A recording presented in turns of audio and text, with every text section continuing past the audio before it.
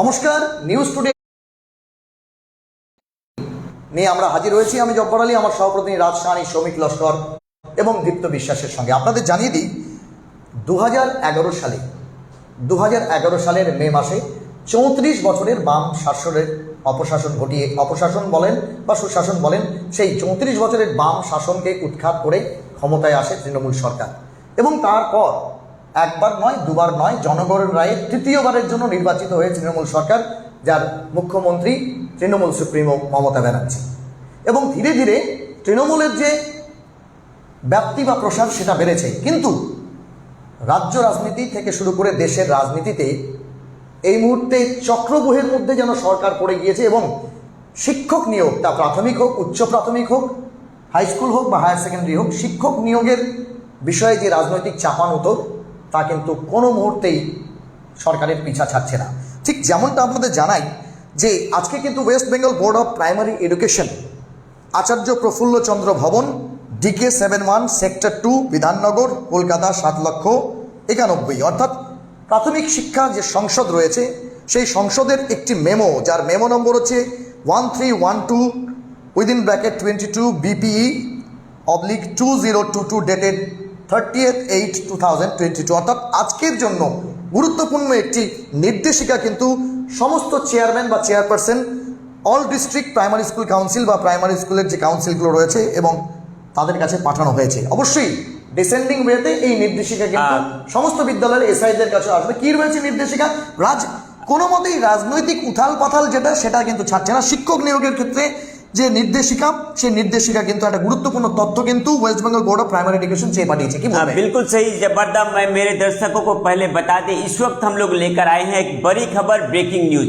आपको बता दें 2011 साल से लेकर टिल नाउ, यानी कि आज तक जितने भी अपॉइंटमेंट प्राइमरी में हुए हैं, सारे अपॉइंटमेंट के दस्तावेज को जो है सीधे तौर पे ईडी ने मांग की है। आपको बताना चाहेंगे, पश्चिम बंगाल के हर डिस्ट्रिक्ट के जो प्राइमरी के जो चेयरपर्सन है या फिर चेयरमैन है, उसको सीधे तौर पे जो नोटिस जारी किया गया है कि 2011 से लेकर टिल नाउ, यानी कि आज तक जितने भी अपॉइंटमेंट पश्चिम बंगाल में प्राइमरी शिक्षकों का हुआ है, उसका जो दस्तावेज है पीडीएफ के तौर पे जो है विद इन 2 डेज, यानी कि 2 दिन के भीतर जो है सीधे तौर पे जो है पूरा डाटा जो है ईडी दफ्तर में पहुंचाया जाए। ऐसी ही निर्देशिका नोटिफिकेशन आज पश्चिम बंगाल के जितने भी जिले हैं, वहां के जो चेयरपर्सन हैं या फिर चेयरमैन हैं डीआई ऑफिस के, उसको सीधे तौर पे जो है नोटिस जारी किया गया है। और यह खबर आते ही पूरे पश्चिम बंगाल का एक तरह से कह सकते हैं कि ईडी और राजनीति दोनों का जो एक मेल बंधन आप पिछले 2-3 महीने से देख रहे हैं, पुनः एक बार ईडी के इस निर्देश द्वारा पूरे पश्चिम बंगाल के राजनीतिक महल में जो है हरकंप मच गया है। क्या है वो नोटिस, क्या क्या विषय को मांगा है? सीधे तौर पे यहाँ पे डिटेल दे दिया गया है कि पीडीएफ के तौर पे देना पड़ेगा। क्या क्या देना पड़ेगा? नाम देना पड़ेगा, father name, roll number, mobile number, सारे डाटा को लेकर मेरे सह प्रतिनिधि जब्बार अली, वो जो नोटिफिकेशन जारी किया गया है डीआई को या फिर चेयरपर्सन जो है डिस्ट्रिक्ट ऑफिस के प्राइमरी के, उनको सीधे तौर पे वो नोटिस जो है आप लोगों के सामने रखने की कोशिश कर रहे हैं। जबरदस्त क्या नोटिस है, उस नोटिस में खास क्या क्या बातें हैं, थोड़ा दर्शकों को बताइए। যেটা বলবো যে West Bengal board of primary education, তার যে সল্টলেক সেক্টরে যে অফিস আছে, অর্থাৎ প্রাথমিক শিক্ষা সংসদ, সেই শিক্ষা সংসদ থেকে কিন্তু সরাসরি চিঠি করা হয়েছে to the chairman or chairperson all district primary school council. আমরা দেখতে পাচ্ছি স্কুল কাউন্সিল এবং প্রাইমারি স্কুল সমস্ত জেলাকে, সেখানে সাবজেক্ট রয়েছে urgently required information regarding the issue of appointment letters to the impaneled candidates starting from 2011 till now। 2011 সালের পর থেকে আজকে পর্যন্ত যতজন প্রাথমিক শিক্ষায় নিয়োগ পেয়েছে তাদের কিন্তু সমস্ত বিষয়গুলো, সমস্ত তথ্য কিন্তু সফট কপি বা যেটা তুমি বললে পিডিএফ আকারে, সেটা কিন্তু চাওয়া হয়েছে। রেফারেন্স নম্বর দেওয়া আছে মেমে of the enforcement directorate, office of the joint director, Kolkata zone 2, F number ECIR/KL02/19/2022-2395 dated 29/8/2022। 29 তারিখে এনফোর্সমেন্ট ডাইরেক্টরেট বা ইডি, সেই ইডির পক্ষ থেকে প্রথমে নির্দেশিকা জারি করা হয় রাজ্য সরকারকে, রাজ্য সরকারের পক্ষ থেকে অবশ্যই শিক্ষা বিভাগ থেকে West Bengal board of primary education তারা কিন্তু সমস্ত ডিআই অফ স্কুলসকে পাঠিয়েছেন এবং ডিসেন্ডিং ওয়েতে, ক্যাসকেডিং ওয়েতে সেটা কিন্তু নিঃসন্দেহে তোমার হচ্ছে 2-1 দিনের মধ্যে যে কথাটা তুমি বললে সেটা হচ্ছে এসআই অফ স্কুলসদের কাছে পৌঁছে গিয়েছে বা পৌঁছে যাবে। যে বিষয়টা লেখা রয়েছে সেটা একটু আমরা দর্শকদের পড়ে শোনাবো।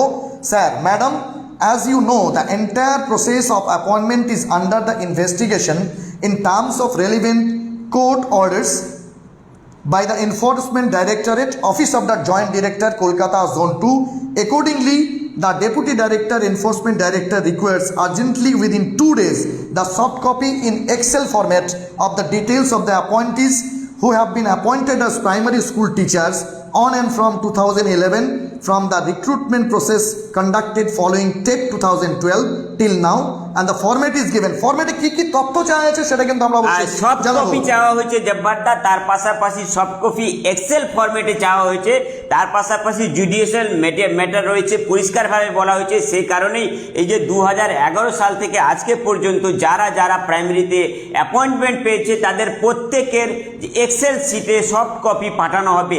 সেই কপিতে কি কি বিষয় চাওয়া হয়েছে সেটা একটু একবার দর্শকদের বলুন। You are requested to send the list as per the following Excel format via return email within 1/9/2022। 1 September 2022 এর মধ্যে এক্সেল ফরম্যাটে যে তথ্যগুলো চাওয়া হয়েছে, নেম অফ দ্য ক্যান্ডিডেট, যিনি ক্যান্ডিডেট তার নাম্বার, সিরিয়াল নম্বর তো আছেই, টেট রোল নাম্বার, একদম ঠিক আছে, টিচার্স এলিজিবিলিটি টেস্ট যে রোল নাম্বার সেটা, তার বাবার নাম কি, কোন ক্যাটাগরিতে তিনি চাকরি পেয়েছেন, অ্যাড্রেস অফ দ্য ক্যান্ডিডেট, তার mobile number, email ID of the candidate এবং অ্যালটেড স্কুল, কোন স্কুলে তার চাকরি হয়েছে, অ্যান্ড ইয়ার অফ রিক্রুটমেন্ট। এবং এই বিষয়ে যেটা বলবো যে 1 তারিখের মধ্যে চাওয়া হয়েছে এবং সেক্ষেত্রে এক্সট্রিমলি আর্জেন্ট কথাটা কিন্তু লেখা রয়েছে এবং সেখানে doctor R.C. Bagchi, secretary, West Bengal board of primary education, সেটা করা হয়েছে। এবং তোমাকে যে বিষয়টা জানাবো, এই মেমোতে সমস্ত যে চিঠি এসছে সেই চিঠিগুলোর আবার মেমো দিয়ে district inspector of schools primary education তারা কিন্তু আরেকটি মেমো দিয়ে অল SI আর hereby requested to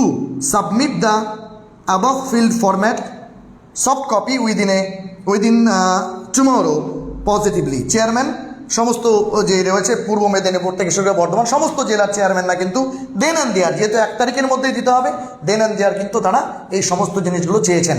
এখন প্রশ্ন হলো, এই যে শর্ট টাইম, সেই শর্ট টাইমের মধ্যে 2011 থেকে 2022 প্রায় 11 বছরের সব ডেটা আদৌ কি কালেকশন করা সম্ভব, অথবা এসআই অফ স্কুলস যারা আছেন, যারা গ্রাউন্ড লেভেলে কাজ করেন, তারা আগে থেকেই কি শিক্ষকদের এই সমস্ত তথ্যগুলো রেডি করে রেখেছেন, অথবা আমাদের যে IOSMS থাকে প্রাইমারিদের বা হায়ার সেকেন্ডারি বা সেকেন্ডারিদের, এক্ষেত্রে প্রাইমারির বিষয়টায় আসি, সেক্ষেত্রে কিন্তু টিচারদের সমস্ত তথ্য কিন্তু অনলাইনে করা রয়েছে, বাংলা শিক্ষা পোর্টালেও রয়েছে। স্বাভাবিকভাবেই এই সফট কপিগুলো কিন্তু SISরা কিন্তু দেন অ্যান্ড দেয়ার চাইলে পরে সেখান থেকে করতে পারেন।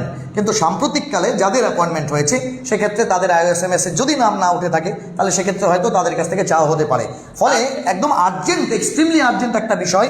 এবং এই যে বিষয়টা 2011 সাল থেকে 2022 পর্যন্ত বলা চলে, ঠিক যে সময় হচ্ছে তৃণমূলের সরকার প্রতিষ্ঠিত হয়েছে, তারপর থেকে আজকে পর্যন্ত, অর্থাৎ টিল ডেট, যতদিন অবধি প্রাইমারির অ্যাপয়েন্টমেন্ট হয়েছে ততদিন পর্যন্ত সবাই চাওয়া হয়েছে। স্বাভাবিকভাবেই একটা ত্রাস, একটা আতঙ্ক, এই বুঝি আমার চাকরি চলে গেল, এই বুঝি আমার অ্যাপয়েন্টমেন্ট নিয়ে কিছু একটা হবে, এই বুঝি ইডি আমাকে ফোন করবে, কারণ তার মোবাইল নাম্বার, ইমেল অ্যাড্রেস সমস্ত কিছু কিন্তু চাওয়া হয়েছে। এমনও হতে পারে হয়তো 10,000 शिक्षकों तथ्य गल, 20,000 शिक्षकों तथ्य गल, 30,000। बिल्कुल जबरदस्त, मैं उसी जगह पे आ रहा था कि 2011 साल से आज तक अगर टोटल अपॉइंटमेंट ऑफ टीचर ले ले, कई हजारों में संख्या है, और इस इतने ज्यादा संख्या में जो है टीचरों का डाटा कलेक्शन करना विद इन 2 days क्या संभव हो पाएगा। साथ ही साथ कुछ ऐसे टीचर हैं जिसका अपॉइंटमेंट किसी और जगह पे हुआ था, लेकिन फिलहाल जो पोस्टिंग है किसी और जगह है, तो यह भी जो एक अफरा तफरी का माहौल है, क्या SI साथ साथ जो है सारे डाटाओं को जो शिक्षा दफ्तर द्वारा मांग की गई है वहां तक पहुंच पाएंगे। एक्सेल शीट पे के तौर पे जो है डाटा मांगा गया था, जहां पर सीधे तौर पे जो है कैटेगरी मांगा गया है, नाम मांगा गया है, फादर नाम मांगा गया है, प्रेजेंट एड्रेस मांगा गया है, किस जगह पे रिक्रूटमेंट हुआ है यह मांगा गया है, किस साल में रिक्रूटमेंट हुआ है, मोबाइल नंबर मांगा गया है, ईमेल आईडी मांगा गया, इतने सारे तथ्य क्या 2 दिन के भीतर देना संभव है। और जब ही यह नोटिफिकेशन निकला है तब से आज अगर संख्या ले ले 2011 से आज तक काफी ज्यादा हजारों की संख्या में शिक्षक जो है बहाली हुई है, उनका अपॉइंटमेंट दिया गया है, और ज्यादातर शिक्षक जो है फ्रेशर के तौर पे ही जो है उस वक्त जो है अपॉइंटमेंट लिए थे, और इस तरह का एक नोटिफिकेशन जारी होने से आप सोच सकते हैं कि शिक्षकों की स्थिति कैसी रही होगी। साथ ही साथ क्या 2 दिन के भीतर इतने सारे डाटा को देना संभव हो पाएगा? इससे যে বিষয়টা বলবো, এখানে একটা বিষয় বলবো যে 24 মাস কোভিড পরিস্থিতি থাকার পরে সমস্ত শিক্ষাঙ্গন, সেই তুমি এসএসকে বলো, এসএসপি বলো, প্রাইমারি বলো, আপার প্রাইমারি বলো, হাই স্কুল বলো, এবং তারপরে হচ্ছে হায়ার সেকেন্ডারি বলো, কলেজ লেভেল বলো, শিক্ষকরা কিন্তু এই মুহূর্তে fully occupied with their educational sector. এই কারণে তার পাশাপাশি তোমাকে যেটা বলবো, সাম্প্রতিককালে কিন্তু যে বিষয়গুলো আছে, ন্যাশনাল স্কলারশিপ পোর্টাল, সেক্ষেত্রে কিছু ছাত্রছাত্রী হচ্ছে স্কলারশিপের জন্য অ্যাপ্লাই করে, সেখানে নোডাল টিচার অনেকে অ্যাপয়েন্টেড আছেন, কাজে যুক্ত আছেন। সামনে পঞ্চায়েত নির্বাচন আছে, ইলেকশনের একটা প্রক্রিয়া কিন্তু যারা বিএলও আছেন এই শিক্ষকদের মধ্যে থেকে হয়, তারা সেখানে এনগেজড আছেন। আর সবথেকে গুরুত্বপূর্ণ বিষয় যেটা তুমি বললে যে 2011 সাল থেকে শুরু করে 2022 সাল, ব্যবধানটা প্রায় 11-12 বছরের। এর মধ্যে অনেক শিক্ষকই কিন্তু হয়তো এক জেলা থেকে অন্য জেলায়, এক জেলায় অ্যাপয়েন্টমেন্ট পেয়েছিলেন, আবার তারা কিন্তু ট্রান্সফার নিয়ে অন্য একটা জেলায় চলে গেছেন। স্বাভাবিকভাবে তথ্য যে আদান প্রদান এবং সেই সঙ্গে তথ্যগুলো ট্রান্সফার হয়ে যাওয়া, এই সমস্তগুলোর ক্ষেত্রে কিন্তু একটা প্রতিবন্ধকতা রয়েছে যে যারা ট্রান্সফার হয়ে গেছেন তাদের মাদার সার্কেল যেখানে আছে সেখানে কিছু তথ্য সেই স্কুলগুলোতে থাকার কথা আছে নিশ্চয়ই, কিন্তু বিষয়টা হচ্ছে এই যে ট্রান্সফার হয়েছে, বর্তমানে তিনি কোন জায়গায় আছেন, এই সমস্ত বিষয়গুলো কিন্তু রয়েছে, কোথায় অ্যাপয়েন্টমেंट হয়েছে আবার ট্রান্সফার হয়ে গেছে, এই তথ্যটাও কিন্তু একটা। और सबसे बड़ी बात है जब बात यह जो नोटिफिकेशन जारी किया गया है, शिक्षक खुद जो है यह जो डाटा है, डिटेल है, यह खुद जो प्रोवाइड करेंगे एसआई को या फिर डीआई को या फिर डीआई ऑफिस हो या फिर एसआई ऑफिस हो, खुद यह जो डाटा कलेक्ट करके जो है शिक्षा दफ्तर के बाद भेजेंगे। इस विषय को लेकर भी जो एक कॉन्फ्यूजन है, शिक्षक खास करके काफी कॉन्फ्यूज हैं, क्योंकि 2011 से अगर आप आज तक ले ले तो काफी ज्यादा हजारों की संख्या में शिक्षक हैं जिन्होंने इस समय के अंदर अपनी नौकरी पाई। कुछ ऐसे शिक्षक हैं जिसके नौकरी का अगर पूरा समय देखे 10 साल का जो टर्म होता है वह भी पार कर चुका है, और उसके बाद इस तरह का एक नोटिफिकेशन जारी होने से खास करके शिक्षकों का जो एक माहौल है, एक इन्वायरमेंट है, उसमें जो है राजनीतिक के माहौल के साथ साथ जो है एक चर्चा का विषय बना हुआ है। দেখো আতঙ্ক কিন্তু প্রত্যেকের মধ্যে। 2011 সাল থেকে 2022 বলা চলে 50,000 60,000 এমনও কিন্তু শিক্ষক নিয়োগের কথা হতে পারে। তোমাকে যেটা জানিয়ে দিই, যতটা আমাদের কাছে তথ্য রয়েছে সব কথা এখন এই মুহূর্তে মনে করা সম্ভব নয়, কিন্তু তোমাকে জানিয়ে দিই 2011 সালে প্রথম যে নিয়োগটা হয় বা 2012 সালে যারা অ্যাপয়েন্টমেন্ট পান, তার কিছু একটা বিষয় কিন্তু যখন বামফ্রন্ট সরকার ছিল সেই সময় পরীক্ষা হয়েছে, পরবর্তীতে সেই প্যানেল থেকে তৃণমূলের আমলে হচ্ছে নিয়োগ হয়েছে। আবার এমনও হয়েছে পরবর্তীতে যে ওই সময় যে ছিল তার মধ্যে অনেকেই ছিলেন যে একটা রেশিও ছিল যে ট্রেন্ড এবং নন ট্রেন্ড, অর্থাৎ ফ্রেশার যেটা তুমি বলছো, তারা অনেকে চাকরি পেয়েছেন, পরবর্তীতে তারা ট্রেনিং করেছেন, ডিপার্টমেন্টালি তাদেরকে ট্রেনিংয়ের জন্য বলা হয়েছে। এনসিটি এবং এনসিইআরটি তার যে গাইডলাইন আছে, এনসিটির গাইডলাইন অনুযায়ী তাদের হচ্ছে হায়ার সেকেন্ডারিতে 50% বা উইথ গ্রাজুয়েশন, তারপরে হচ্ছে তোমার হচ্ছে ডিএলএড করা, যাদের বিএড ছিল তাদের 6 মাসের ব্রিজ কোর্স করা, এই সমস্ত কিছু কিন্তু হয়েছে এবং তারা কিন্তু রীতিমতো সমস্ত কিছু করে ক্রাইটেরিয়া ফুলফিল করে তারপরে তাদেরকে কিন্তু মানে শিক্ষকতার মধ্যে তারা এখনও কিন্তু আছেন, যুক্ত আছেন। কিন্তু সেই মুহূর্তেই আমরা যেটা দেখতে পাচ্ছি যে 50,000 60,000 সংখ্যাটা যাই হোক না কেন, সেটা স্ট্যাটিস্টিক্স দেখলে বোঝা যাবে এই এতজন শিক্ষক তাদের কাছে পৌঁছানো, ডিপার্টমেন্টালি পৌঁছানো এবং তারপরে এই তথ্যগুলো সংগ্রহ করে তার এক্সেল সিট তৈরি করা, রাতের ঘুম ছুটে যাওয়ার মানে একটা জায়গা কিন্তু বলা যেতে পারে। শুধু তাই নয়, এবং তার পাশাপাশি আরেকটা বিষয়ও বলবো যে রীতিমতো সেখানে কিন্তু টিচারদের মোবাইল নম্বর এবং সেই সঙ্গে ইমেল অ্যাড্রেস চাওয়া হয়েছে। মোবাইল নম্বর এসআই অফিসের কাছে নিঃসন্দেহে থাকে, ইমেলও থাকে, কারণ ইমেলগুলো অনেক সময় তারা কালেক্ট করায়, কিন্তু সব টিচারের ইমেল এক্সিস্ট করছে কিনা বা যে মোবাইল নম্বর তারা হচ্ছে ব্যবহার করছিল সেগুলো আছে কিনা।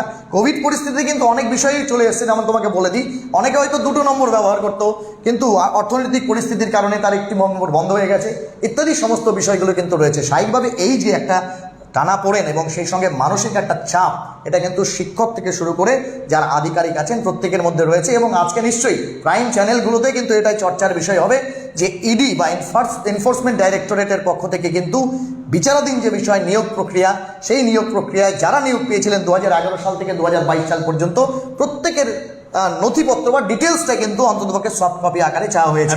এমনও হতে পারে সফট কপি পাওয়ার পরে হয়তো দেখা গেল যে অরিজিনাল কপি ভেরিফিকেশনের ব্যাপার বা সেখানে হার্ড কপিও চাওয়া হতে পারে, সেটা এখন সময় বলবে।